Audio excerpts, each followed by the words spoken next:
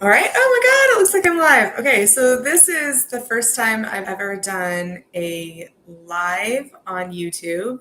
I did my first live on Facebook last Friday, and it's weird, y'all. I'm definitely not used to it. You can see I'm on like nervous tick, but anyway, it was actually went really well last week. I delivered a seminar on the basics of weightlifting, like the very basics. Just I've had a lot of people, especially women, ask me like, I want to get started. What are your tips for beginners? So I decided to put some of those together and offer them to people who want them.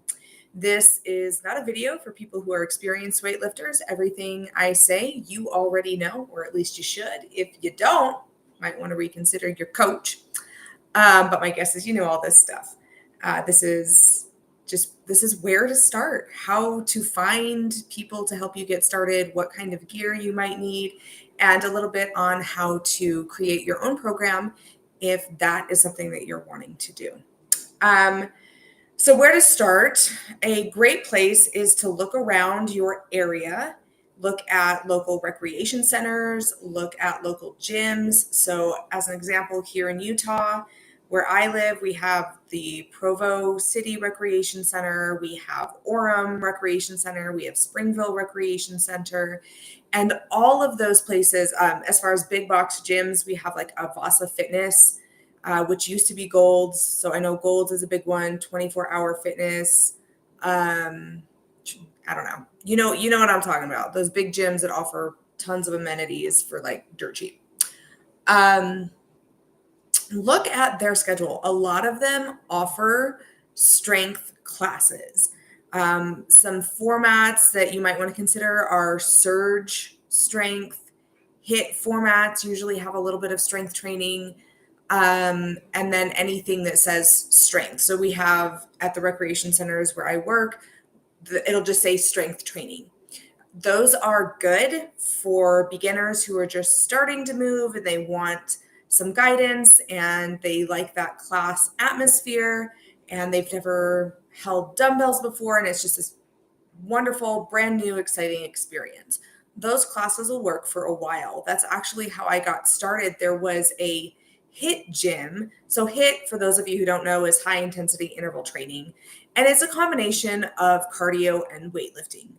CrossFit is actually HIIT. It's just a few levels up, and then there's some more science in CrossFit, which is why it's so effective. But we'll talk about that a different time.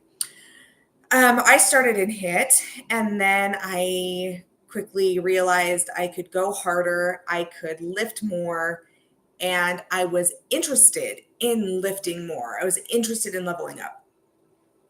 And so I started looking around for different types of classes. So again, at the recreation centers, sometimes you can find things that are they're a level above those classes. So for example, at the Provo Recreation Center where I have ties, we have a field house. So we have a place that has lifting platforms. They're wooden, they have the racks, you use the barbells, and you can lift really heavy. It's equipment that's made to take a beating. And at that field house, we have fitness classes. So we have a lot that go over that HIIT format, but they're using things like kettlebells and they'll pull out barbells and they'll teach heavy dumbbells. So looking like for women, anything like above 25 pounds, for men, 50 and above, depending on who you are. Like everything is relative. Everything I'm going to say today is relative to who you are, where you are. It's just generally that's what we're looking at when we're looking at those heavier weights. So that's a great opportunity. We also offer, and my guess is there are gyms around you that offer barbell classes, things like powerlifting, Olympic lifting.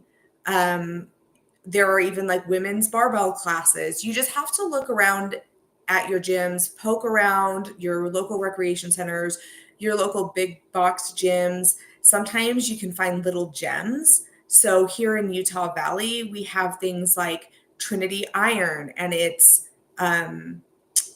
individually owned. They're not part of a big box chain, but they have great coaching staff. They have people who really love what they do, and they offer some of these specialty classes. So step number one is like the group fitness classes at your local gyms. If you've never held a dumbbell before, if you have no idea what you're doing, if you just kind of want to get a feel for it, those group classes are a great first step. After that, trying to find some more specialty classes. And, I'm going to throw CrossFit in there. I love CrossFit. I am a CrossFitter at heart. CrossFit changed my life. And it doesn't matter where you are in your fitness journey if you have good coaches. I do want to put that caveat in there. CrossFit, I hope people don't come for me, but they might.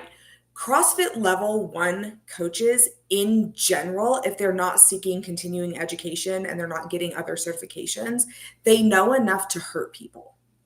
Okay, I went through my CFL1. I have my CFL1.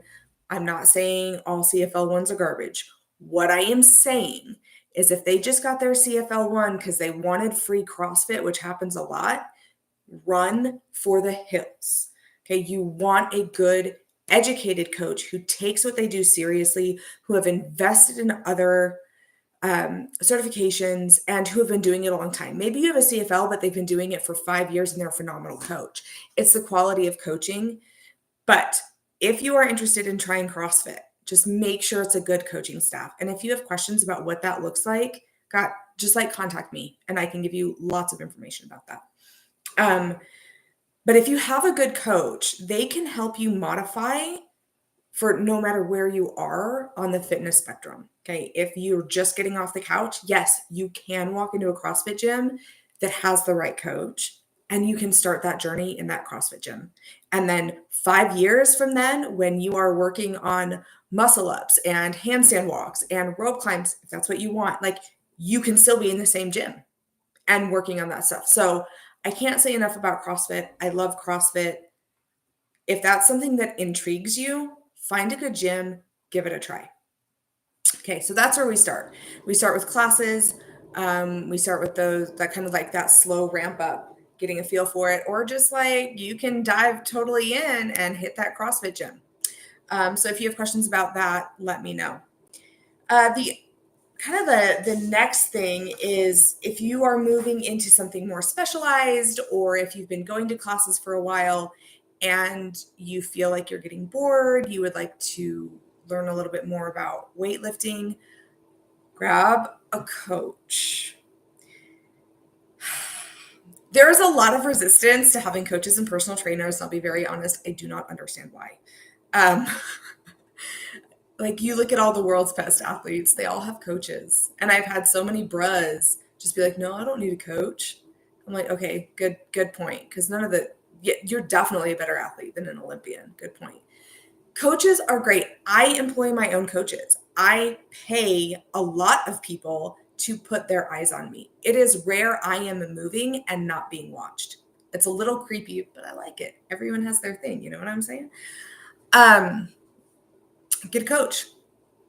You can usually find one that will fit into your budget. You can usually work out a plan with one to fit in your budget. If you can't afford a coach every week, maybe it's every other week. It is worth having a conversation.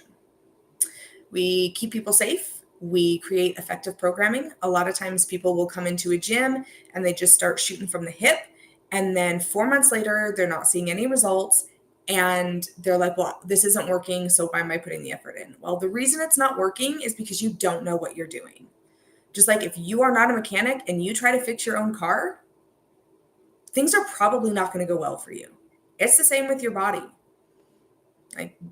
There's a profession out there that specializes in building and changing and strengthening the human body. So look into getting coaching because we're good at what we do. So let's talk a little bit about gear, because I think that's something else that people are like, well, I don't know what I need. Really, you just need a human body. Okay. Let's talk about shoes real quick, because shoes is the biggest thing I see.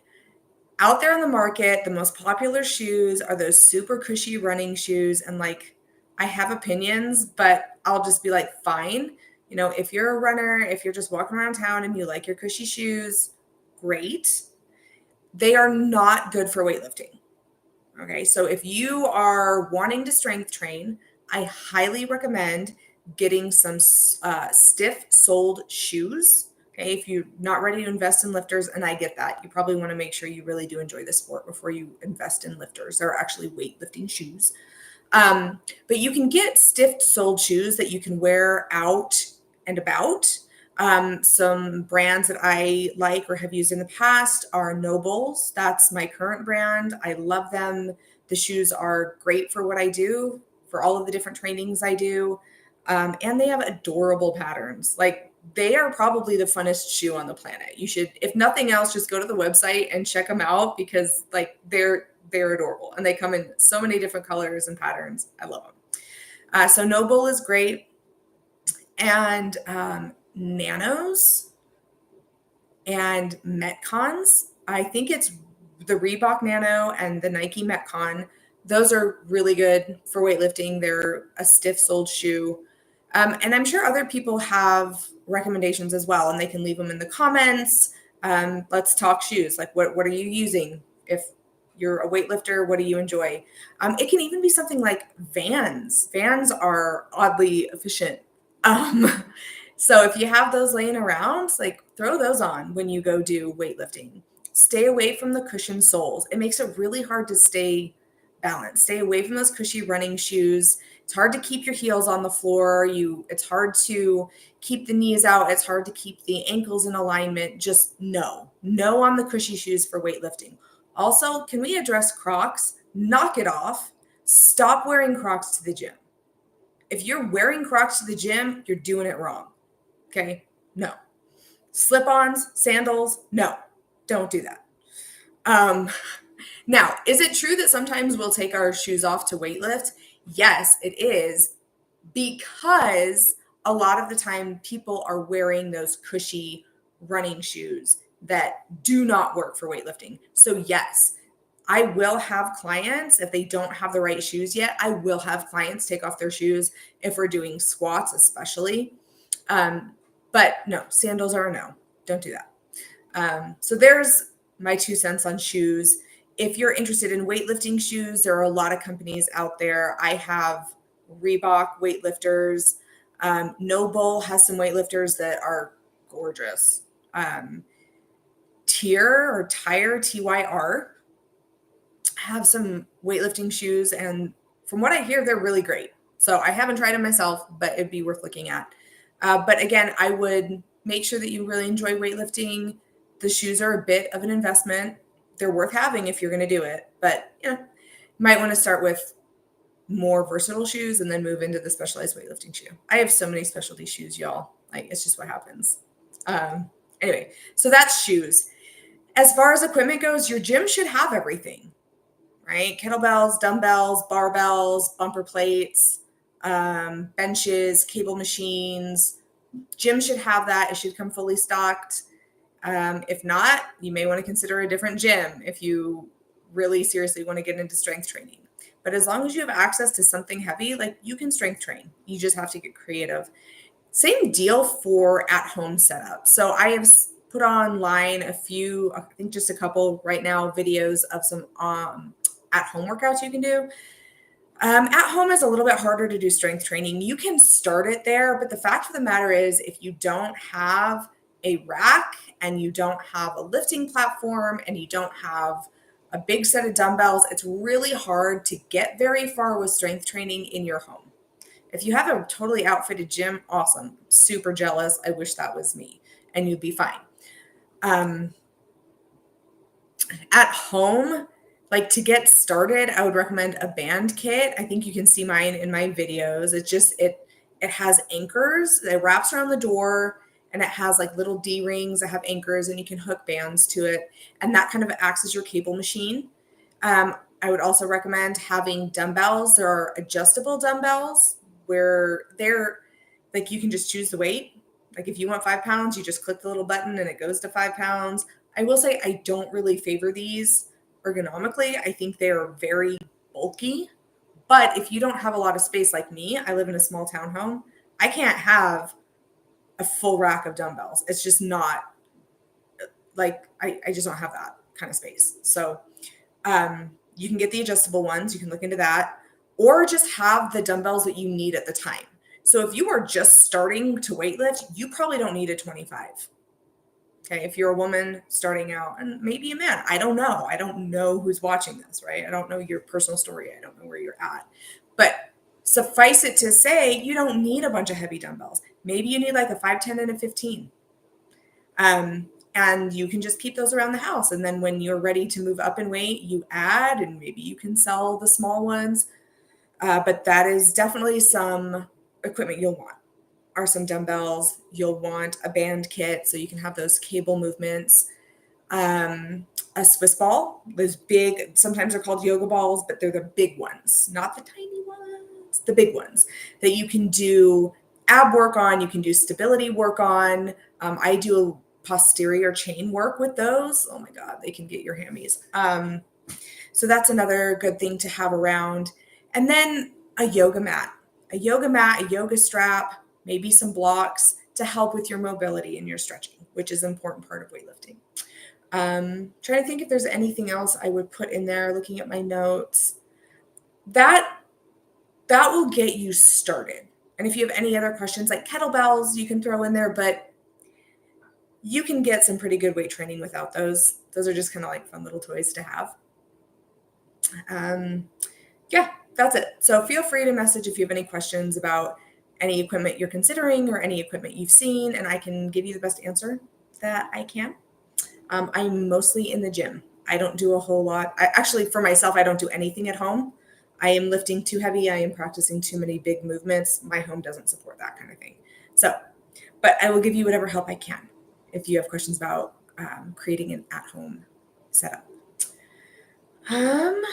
Okay, let's talk about it's kind of like the science of weightlifting, right? Number one, lift heavy. Okay. If you are after strength gains, if you are after body recompositioning, you want to put on muscle, you have to lift heavy. I'm going to say some things that might upset some people, and I'm sorry, but that's just life. We all do it. Okay. I don't mean to come after your favorite exercise, but I'm going to be honest with you because that's my job. Okay. Zumba's not going to do it. High Fit's not going to do it. Dirtylicious is not going to do it. All of the dance classes, the dancey fitness classes that you love, I'm glad you love them. It's better than being sedentary. It's a great stress reliever. It will help increase your cardio for a while. If you're trying to really get into the cardio, it's not going to do it either. But I value them for that community. I do value them for getting people up off the couch, for being a fun way to go and relieve some stress. But those are not how you build muscle. They are not how you increase strength, and they are not how you recomposition your body. As fun as they are, that's just the truth. You are going to have to pick up weights, and you're going to have to pick up heavy weights. Okay. Now you build up to that. It's a term we call progressive overload. Just gradually get heavier with time. And that's one of the places the coaches come in. We know what we're looking for. We know how to assign load. We know how to assign rest. It's like there's a whole textbook, multiple textbooks sitting on my bookshelf that talk about that science. Okay. But that is the number one rule, is you have to be lifting heavy in order to get your results. The other thing you need to do is eat. Diet culture has had its heyday, and F that noise. Okay. The human body needs food. It needs the right food. Okay. And we can even get into something as complex as nutrient timing. Don't worry about that if you're just getting started. Okay. But if you want to put on muscle and if you want to increase your strength, you are going to have to eat. And you are going to have to figure out how many calories you need per day. And they're going to be higher than you think they're going to be for most people. Like I said, everything I say here is a generalization. Okay, protein is going to be super important. Very few people eat enough protein. It is amazing how many people come to me and they're like, yeah, I eat tons of protein. I'm doing great. And then I ask them to keep a 3-day food log and they eat like 40 grams of protein, if that. Ladies and gentlemen, 1 gram of protein per pound of body weight per day is what most people need in order to just maintain their muscle. If you are looking to build, you are looking at 1.5 to 2.2 grams per pound of body weight per day. Go ahead, grab a calculator, and do that math. That's a lot of freaking protein. Okay. Now, depending on how much body fat a person has, we may decide to go off of lean body mass for that per pound of body weight. But the generalization is per pound of body weight. When it gets more complicated, that's when you need a coach. That's when you need a nutritionist. Okay. That protein is so important to your body, to your recovery, to your ability to build. Make sure that you're getting that. If you're not, my recommendation to clients all the time is find out where you are. Keep that 3-day, 5-day, 7-day food log, whatever you can do. The longer you go, the more information we have, the better call we can make. But keep a food log, at least of protein. And if it comes out that you are only getting 40, I do not recommend trying to get 150 the next day. It's not going to feel good. It's not going to be sustainable. You're going to burn out. You're going to give up. So what do? Well, if you're at 40, add 25 more grams somewhere. Maybe it's a protein shake with your breakfast. Okay, so we just do these small steps until finally you're sitting at, 150 grams of protein per day. You're sitting at the goal. Trying to do it overnight almost never works. There are some people out there who can do it. Great for them. Most of the time, it's something that we build up to. Okay, but it is worth doing the work to build up to that goal. And if you are an older adult, if you are over the age of 35, if you are postmenopausal, your protein requirement is going to be higher.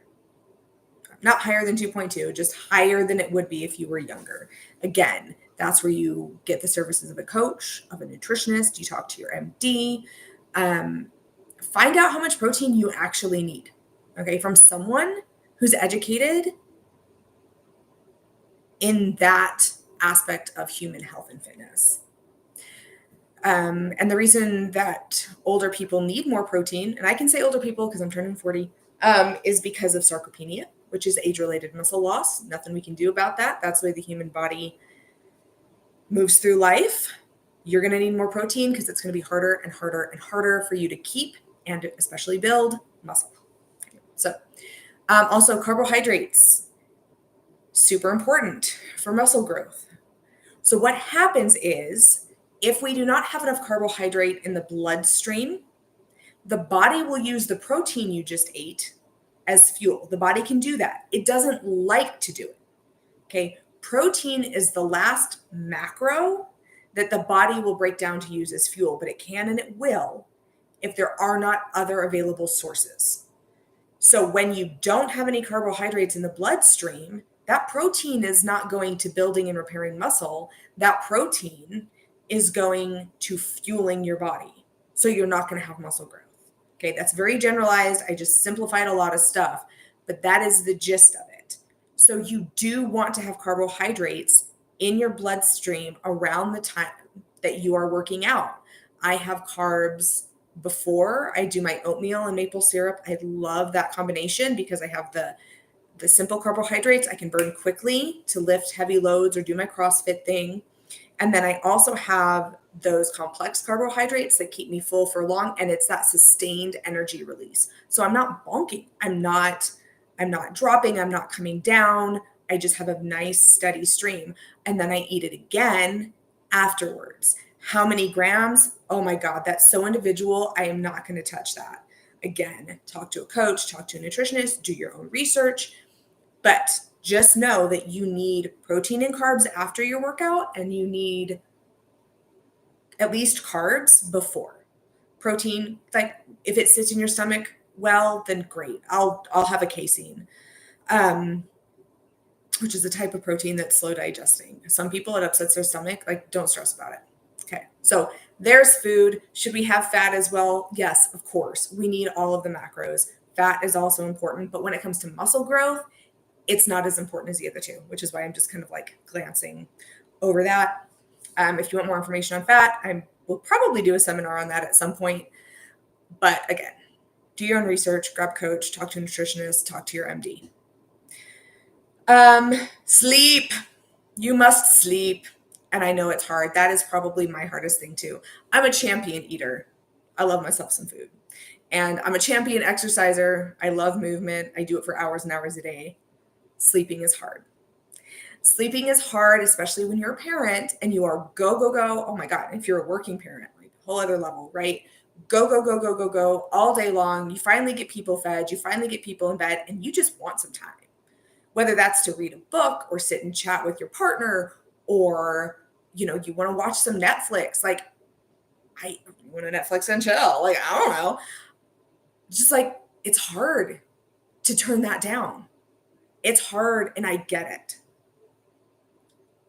Science says 7 to 9 as the generalization, 7 to 9 hours of sleep. And I'll tell you, I have this Whoop, and on my Insta and stuff, I've talked about it quite a bit. It's a wearable fitness tracker. I've had mine for 3 years. The data I have off this thing has been life-changing. And it has definitely been fitness training. And I'm really glad to report I don't get overuse injuries anymore, and I don't fatigue out anymore, because this thing, it really helps me balance my life. Okay. And it shows me the difference in my recovery when I get my 7 to 9 hours and when I don't. The difference is real. Okay. And if you have poor energy levels, if you're having a hard time getting your body to respond to weight training, if you're having a hard time losing body fat, like, it might be because you are not sleeping enough. Okay. That's at least part of it. So you can look online and you can find all of these recommendations for establishing a bedtime routine. Like, and all I can say is, like, try, come up with a plan. Just like with the protein, like, come up with a little plan, a little step. What is something that you can 100% do? Maybe it's turning off the screens 5 minutes earlier. I don't know. But do something small that sends you in the right direction. You have to sleep. If you're going to put on muscle, if you're going to get stronger, if you're going to get healthier, you have to sleep. All right. On to the fun stuff. Actually, I think all this is fun. I'm a nerd. That's why I do what I do. Okay, let's talk about principles of weightlifting. Again, this is for the beginner, and this is very generalized. This is just a, hey, here you go, Kickstarter. Okay. 3 days or bust. You can also do 2, but I'm going to tell you, after working with a lot of clients, I see the most gains, the fastest, with 3 days. 3 days. There you go. There. 3 days of dedicated weight training.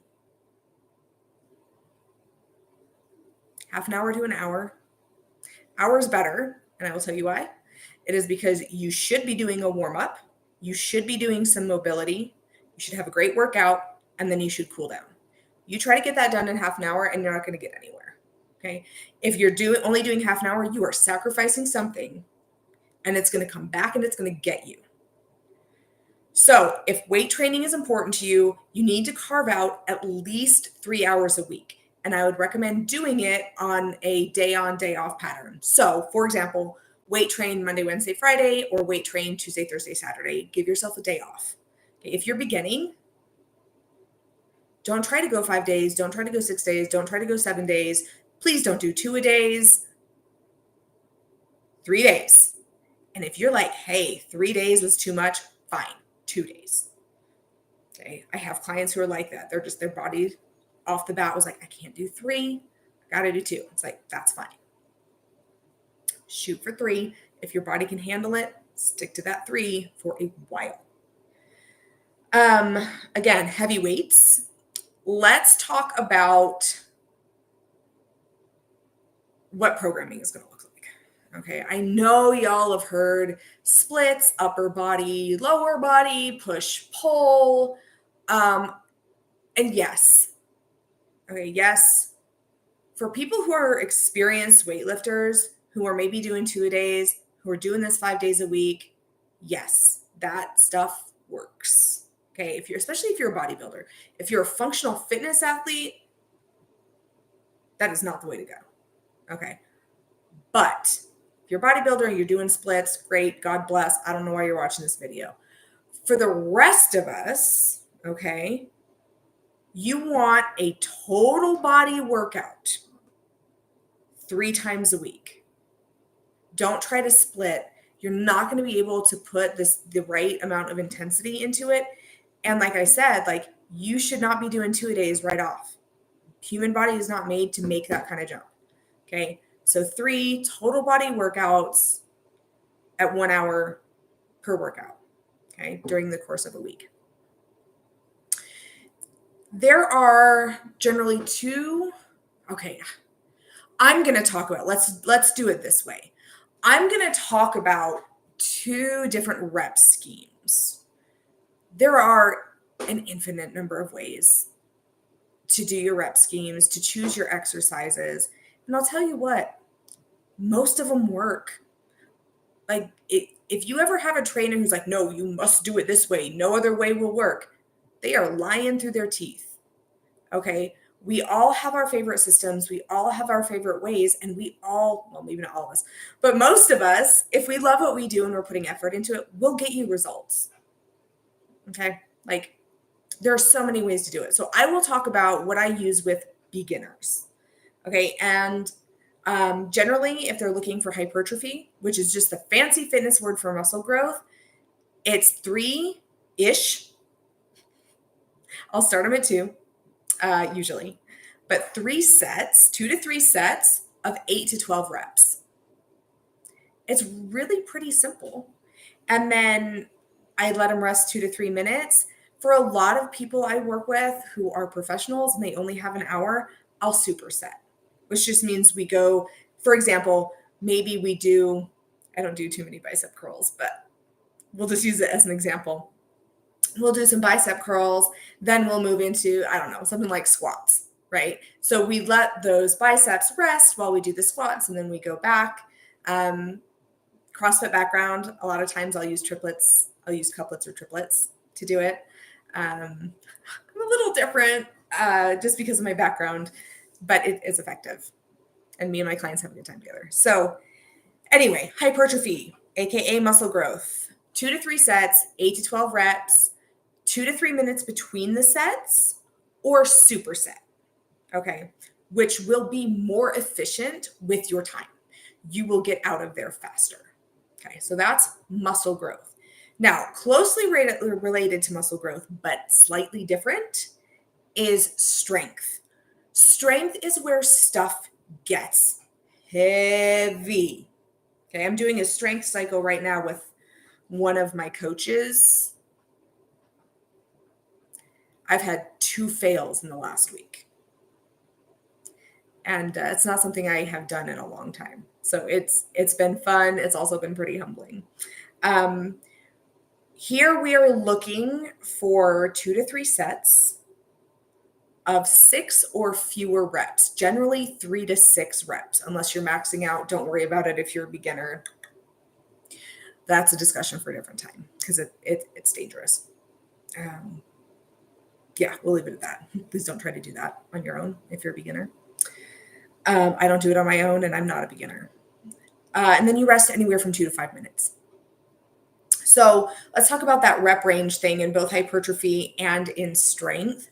So with the hypertrophy, that 8 to 12 reps, you need the weight. You can kind of gauge your weight because you need to make it to at least 8 reps. Okay. And then that 12th rep should suck. Like you should be sad you're doing it. The weight should be heavy enough where you barely eke out that 12. Okay. If you're going to 14, it's time for a heavier weight. If you're not making it to 8, you've gone too heavy. Okay. So you can gauge your weights there. And that's also how we increase weight is if you are doing, you're only supposed to be doing 12, but you're doing 14, you're doing 16. Okay. For upper body, maybe add 5 pounds, right? 2.5 to 5 pounds, depends on the person. That's your indication that it's time to go up in weight, is when you're exceeding the 8 to 12 rep range. Okay. Very generalized. And then same thing with that strength. It should be heavy enough that you're getting to 6 and you're super sad about it. Maybe you're failing it. Okay. If you're going to 7, if you're going to 8, if you're going to 9, you need to get a heavier weight to continue to get the stimulus of increased strength. Okay. And then strength is really funny because I have a weird sense of humor. Because you getting to that third rep that third rep is not that important. If you have lifted so heavy you can only do 1 or 2, that's still going to increase your strength. Like I said, what that starts to look like though is maxing out. And that is really something that you should do with a coach. Because if you mess up your technique, you stand a high risk of getting injured. So just keep that in mind. I would say shoot for that third rep. If it's so heavy you can't make it to 3, you've just maxed out. Like change your percentages. That's talk for another time. That's actually a talk that you pay a coach to have because it ain't easy. Math, science. Okay. All right. I think that is everything I wanted to touch on. Oh, no, movements. You need to know movements. Okay. Y'all, there are so many movements out there. There's no way I'm going to sit here and list them all for you. There are so many different ways to choose movements. I'm not going to sit here and list them all for you. Okay. I'm going to give you basics. I'm going to give you current science about a great way to get a full body exercise that's easy. Okay. And you can pop it into your own programming. It is based on the 7s. It's 6 or 7, depending on who you are and how you split them up. But universal movement patterns. Okay, these are the natural ways that the human body moves. This is what functional fitness is based off of. This is how you live a longer, healthier, happier life. Okay, it's training your body to move the way it's supposed to move. So here they are. Okay, in no particular order: squat, lunge, pushing, pulling, carrying, throwing, hinging. So I'll give you an example of these, okay? And you can always Google it. You should get a coach, but I get you if that is not in the stars for you right now. Like I see you. You can Google this stuff, okay? Squat. I think we all know what a squat looks like. A squat is a great example of a squat, okay? Back squat, front squat, goblet squat, air squat, overhead squat, Bulgarian split squat. It's actually more of a lunge. Anyway, don't split. Those are squats. Okay. Look them up. They're all over YouTube. Not hard to find. Lunge. I think most of us are familiar with that as well. Lunge. There are a bunch of different lunges you can do as well. Pushing. Right? Examples: bench press, push up. That's that horizontal push. So you want to work that. We also have vertical push, right? Overheads, shoulder press, jerks, stuff like that. We also have the downward vertical press. Those are your dips. Okay. Pulling. It's kind of the same deal with pulling, right? So we have the horizontal pull, right? It can be a row, just about any type of row. Okay. We have the vertical pull here. That's your pull up. And then You pulling up. So you could do like upright rows as well. That's a pull. So you just Google pulling exercises and work all of those in. The same thing with the push. Like you should have a horizontal push. You should have an overhead push. You should have a downward push. So you want to somehow work all of those in. Your body needs to move in all of those different ways. Carry, pretty simple. Like you can get dumbbells or kettlebells and you can do a farmer's carry, which is where you just hold them down at your side and you walk around. You can do an overhead carry with a barbell or with dumbbells. You can do medicine ball carry. You can carry it out in front of you like this. You can throw it on the shoulder like this. Just carry stuff, carry heavy stuff. And I do highly recommend dumbbells or kettlebells at least a couple times in your programming, because that's going to work your grip. Okay, a strong grip. Like if you've ever had the experience of not being able to open a jar, y'all, grab some dumbbells and carry them. It'll increase your grip strength. Okay. And throw. Pretty sure we're all familiar with this. Yes, it is important. Okay, you can throw up overhead. Wall balls are a great example of throwing, and that's going to drop you down into a squat. One of my least favorite movements in all of CrossFit, but also I love it because I know how good it is for me, and I use it as a benchmark with my clients. So if I want to see how they're improving, I test their wall ball. I do like a 1 minute, 2 minute, depending on the athlete, wall ball test and see how many they put out towards the beginning of our program. And then I'll test them like 8 weeks, 12 weeks out and see, has that gotten any better? Because that tells me so much about their body from a strength standpoint, as well as from a cardio standpoint. Oh my God, I love wall balls. Check them out. If you don't know what I'm talking about, Google them. Anyway, so that's the throw over the head. You can throw horizontally up against the wall and the med ball will come back and you can catch it. You can do the side toss into a wall as well. Sometimes I'll have people just throw it out in front of them, walk or run to pick it up, throw it again. Like throwing, it's so simple. That's why I like programming this way. Is it's not crazy difficult. Like you can do this on your own with the information I'm giving you. And then the last one, hinge. Woo, that is a little more difficult. Okay, so hinge is the deadlift. I think I have more trouble teaching people the hinge pattern than I do teaching people muscle ups. Okay. It's a hard pattern for people who are not used to it, but getting it right is paramount to your ability to live life as a human. Okay, if you've ever heard of someone throwing their back out, that is because they did not hinge appropriately. So look up proper technique. And I emphasize that, okay? Proper technique for a hinge, proper technique for a deadlift. Watch the hips. That is where people screw this thing up, okay? Is that they don't move the hips back. If you are only going to choose a coach for one day and you are only going to work on one thing, ladies and gentlemen, that's the thing.